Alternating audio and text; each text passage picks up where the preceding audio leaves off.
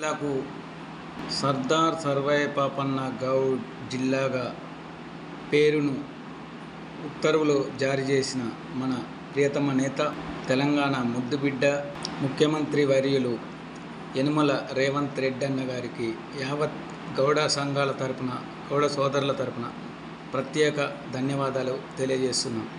జై కాంగ్రెస్. మరియు దీనికి సహకరించిన నా గౌడ సోదరులు పొన్నం ప్రభాకర్ అన్న గారికి, మరియు మదియాష్కి గౌడన్న గారికి, మరియు ఎమ్మెల్సీ మహేష్ గౌడన్న గారికి కూడా ధన్యవాదాలు తెలియజేస్తున్నాము. మేము మా గౌడ సంఘాల తరపున గత ప్రభుత్వం అయినటువంటి టీఆర్ఎస్పై ఒత్తిడి తెచ్చాము.